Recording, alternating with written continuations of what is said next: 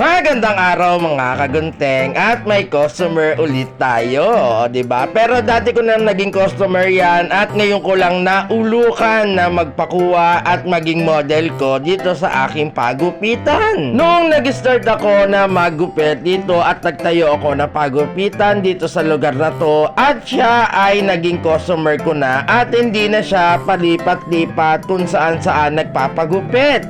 At sa akin lang talaga siya nagpagupit. Ang gupit niya ay laging paiba-iba pero hindi naman gano'ng araw-araw o iba-iba naman lagi ang gupit niya. Ang ibig sabihin, kada isang buwan o 2 buwan, 3 buwan, yun lang ang gupit niya. Then pag may nakita kaming iba o may gusto siyang ibang gupit, babaguhin namin pero yung gupit na yun ay tumatagal na ganun at ganun pa rin ang kanyang gupit. Kasi nga bago natin gupitan ng isang customer o ating customer, titignan muna natin kung babagay ba o hindi. Kaya ginagawa ko muna ay binabagay ko muna kung ano ang gusto nilang gupit, kung anong gusto nilang gupit para dare-diretso ang ating magiging gawa sa kanila. Sa totoo lang, hindi naman tayo pwede maggupit lang na maggupit kung hindi naman babagay sa kanila. Kaya kailangan tignan muna natin o mag-suggest muna tayo sa kanila kung totoo nga, kung babagay nga yung gusto nilang gupit. Pero kung kaya natin i-twist, iti-twist natin. Madaling maggupit kung nagugupit ka na at marunong ka na, pero mahirap maggupit pag hindi ka talaga marunong, pero madali lang talaga pag natutunan mo. Matututo ka maggupit kasi yan nga ay pinag-aaralan, pero kung hindi mo gusto,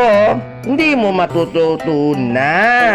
Hindi mo matututunan pag wala sa puso. Kailangan nasa puso na gustong-gusto mo talagang maggupit at gusto mong ganitong trabaho. Pero itong trabaho na to, napakadali at napakadaling kumita. Pero pag hindi mo talaga magugustuhan o hindi mo talaga gusto, wala tayong magagawa.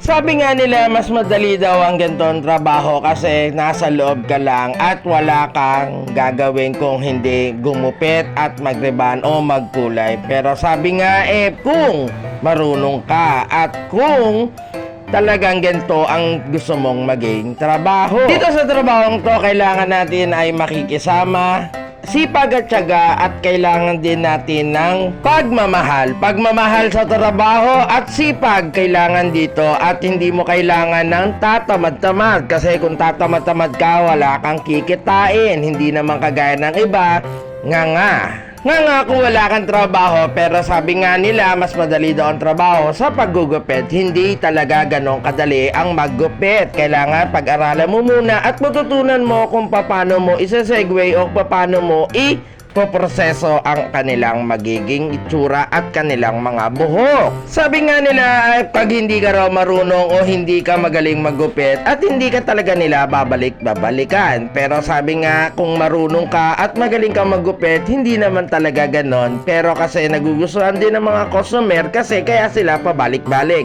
Nagugustuhan nila ang kanilang gupit sa iyo. At yun nga lagi kong sinasabi sa inyo, pakikisama at kailangan mong kausapin ang iyong customer para nga yung loob nila ay hindi na ganong kabigat sa iyo pagpunta. Talagang hindi na maiilang. Kailangan goods na goods lagi tayo pagkaharap na natin sila at bibigyan natin sila ng magandang treatment. At kailangan kung ano request nila, ibibigay mo, pero depende doon sa gusto nila, diba? At ayan na ang final look. At sana nagustuhan nyo ang aking gupit sa aking customer. Maraming salamat po.